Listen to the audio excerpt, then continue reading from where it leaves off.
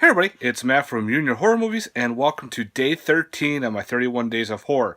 Happens to be Friday the 13th, so happy Friday the 13th, everyone. Got my cool little Friday the 13th hat going on right here. Ooh, yeah. Okay, I'm actually not going to review a Friday film because everyone and their mother has seen them. So it's like, why bother reviewing a film that everyone knows? But I am going to review a slasher. I figured since it's Friday the 13th was a slasher, let's review a slasher, but let's also do it from the 80s. And I'm kind of doing a little hidden gem from the 80s, too, of a slasher. From 1986. Not many people talk about this movie. I wish they would. It's actually not bad. Kind of a goofy title, but it's fun. And that's called Evil Laugh.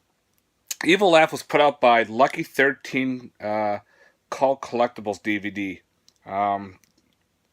Ultra Stereo, Cinevest, there's a whole bunch of different names on here. But mostly Power Entertainment released this DVD.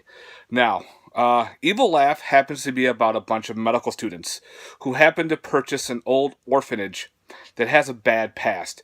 This orphanage had a lot of murders take place, and it became very abandoned, and no one wanted it. So these medical students decided, you know what, let's buy it, let's fix it up, and we can turn it into our own medical center.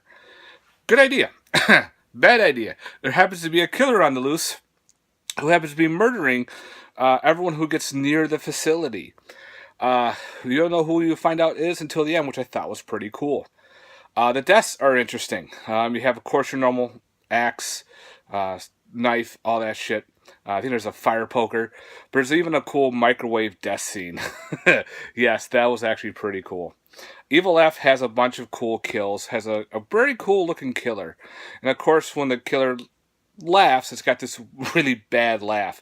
But, hence the name of the title. You have to have a laughter with a title called Evil Laugh. Again, not many people talk about this 80s slasher. I think if it got a Blu-ray, I think everyone would be all over it. But it's actually fun. I could see maybe Vinegar Syndrome putting this out, maybe Severin sometime. Would be awesome. It's a great little 80s cool cheesy flick. So if you've never seen Evil Laugh, I highly recommend it. Definitely pick it up. Out of a possible 10, on cheesiness, kills, I would probably give this maybe a 7 to 7.5 out of 10. Again, just a fun watch. If you like slashers, especially slashers from the 80s, this is a definitely must-own for a slasher aficionado. This is like some good stuff. You don't have much special features on this DVD. Actually, here they are. Wow, there's actually a few.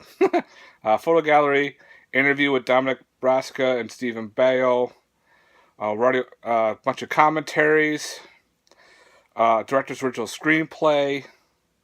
So you have some press kits on here, newspaper clippings, pretty much how they promoted the movie.